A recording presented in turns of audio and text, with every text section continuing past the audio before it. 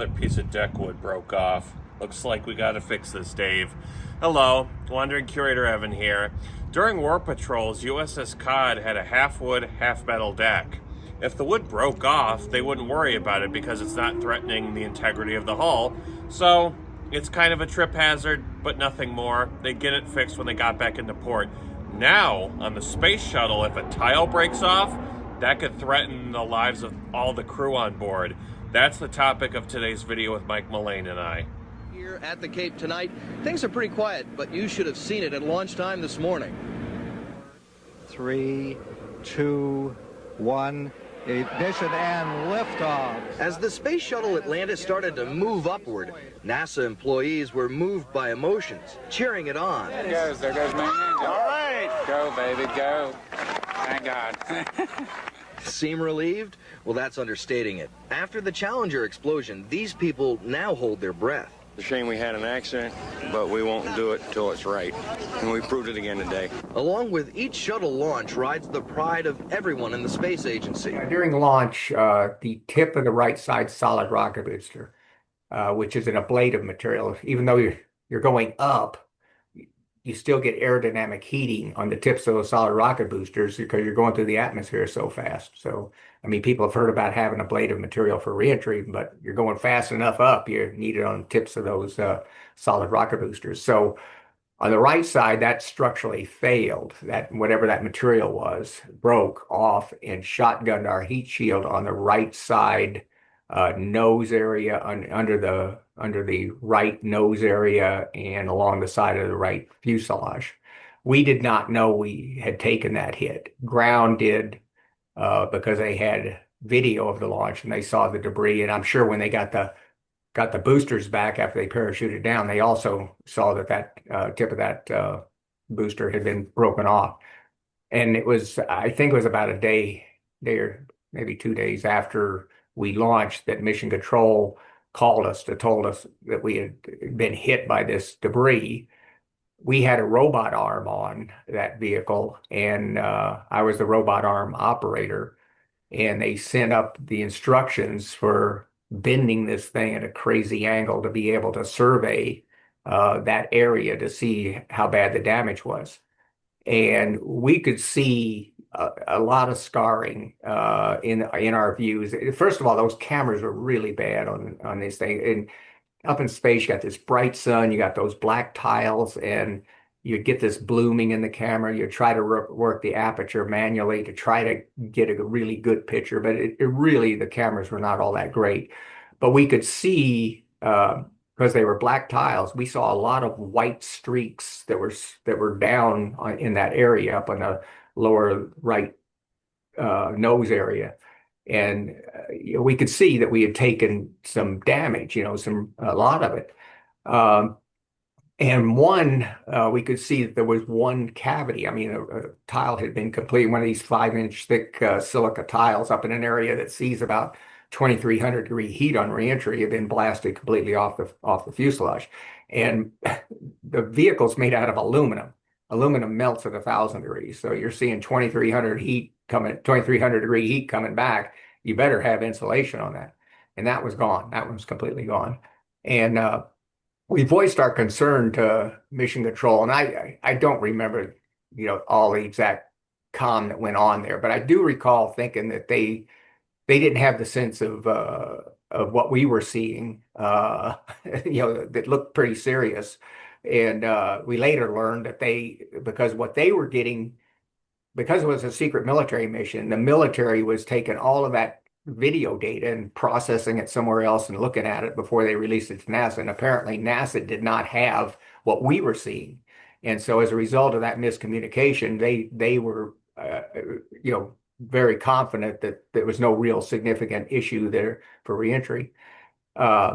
It certainly was in our mind that one of the things that that we all have in the back of our minds is if you're missing one, as you come back, is it the wind of reentry at some point going to start peeling off more and more of these tiles, like having a shingle lifted on a roof in a windstorm and then just ripples right down? Now, we had once asked the thermal protection people about that, and they said no, it was designed. That's not going to happen. But the tiles are glued on. It's like, any rate, so there was concern in our minds about what we were seeing. Right, if there had been burned through somewhere, it would have manifested itself in a systems failure. Hoot was watching the trim, the Elevon trims. They have flap like panels on the trailing edge of the wings for you being able to obviously control its attitude in the atmosphere. And he figured that on reentry, if there was something happening on the right side, that it would manifest itself in the Elevon trim trying to keep the vehicle at the right attitude. And we did have the Elevon trim indicators in the cockpit. So he was watching for that. Unfortunately, we didn't see any split in that. But it was in the back of my mind. Astronauts aren't the type of people that are going to sit there and say, okay, let's all get together and pray because we might be dead here in an hour. We're not like that. But I know in my mind, I had, some concern about how this was all going to play out. And I suspect, well, obviously Hoot did. And I suspect, some of the other crew too also had their own concerns about how this was going to play out.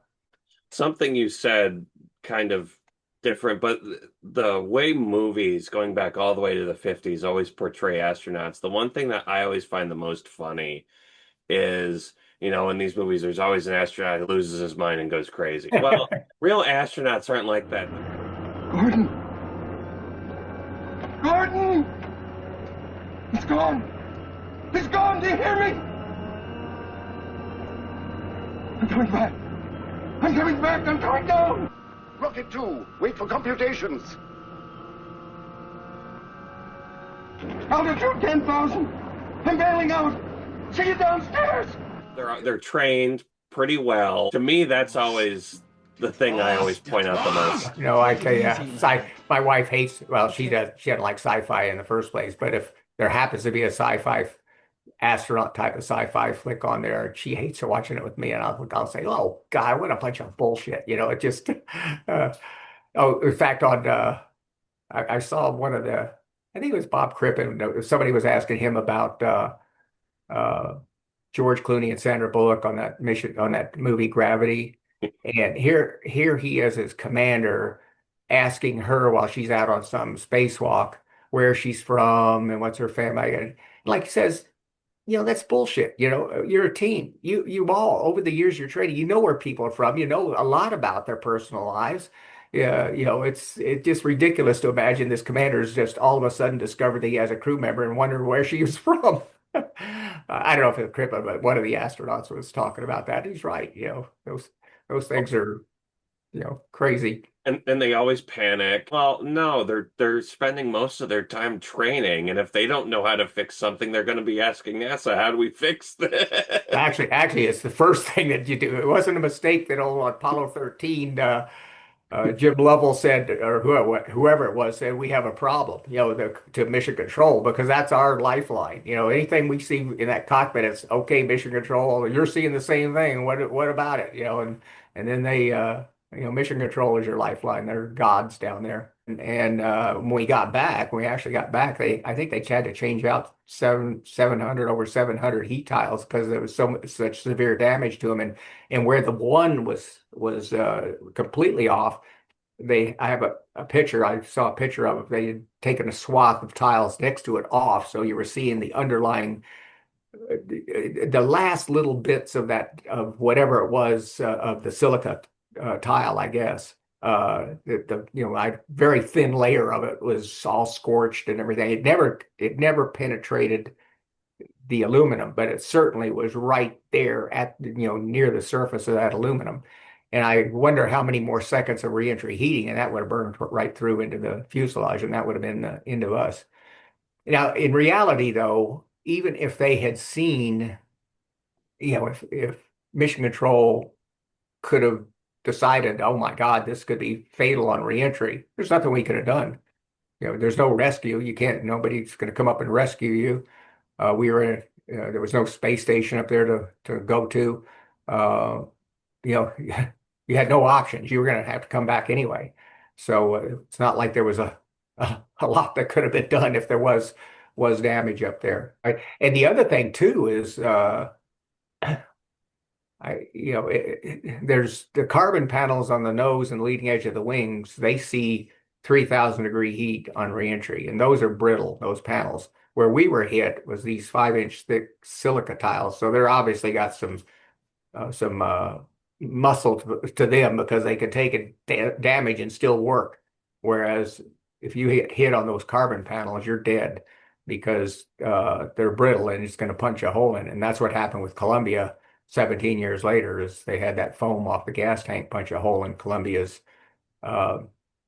left leading edge wing, and that allowed 3,000-degree heat to melt the wing off. So that our near miss there, and looking back on it, probably should have devoted some time to considering what would have happened and hit the carbon panels, and making sure that there were not other issues that might threaten our heat shield too, like the foam coming off the gas tank.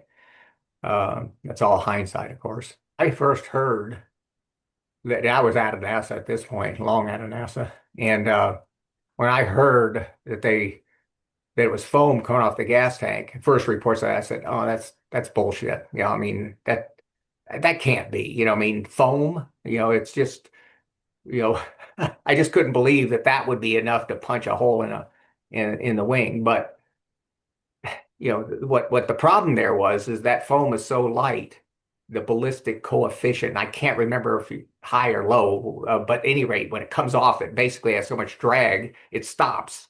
And so it came off, and the vehicle, I mean, obviously it's still moving a little bit, but the acceleration of the vehicle was so great that even in the space of, a couple, 100 feet or more, it had accelerated enough that it smashed into that on the left wing, and that punched a hole in it.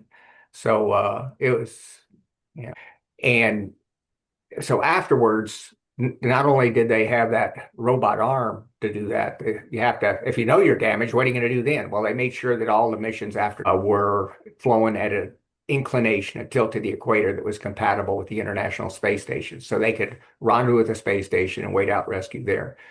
There was only one mission that did not fly at the 52-degree tilt to the equator, the inclination that the International Space Station is at. After Challenger, after Columbia, the only mission that did not fly, it was in an orbit compatible to reach the International Space Station, was the last Hubble Space Telescope repair mission, because Hubble's at 28 degrees to the equator, and you can't go between them.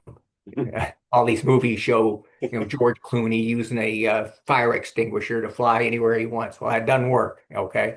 So they can't change to get to the International Space Station. So in that case, they had a vehicle ready on the launch pad to rescue him if necessary, to send up another rescue vehicle. So that's how NASA backed that up.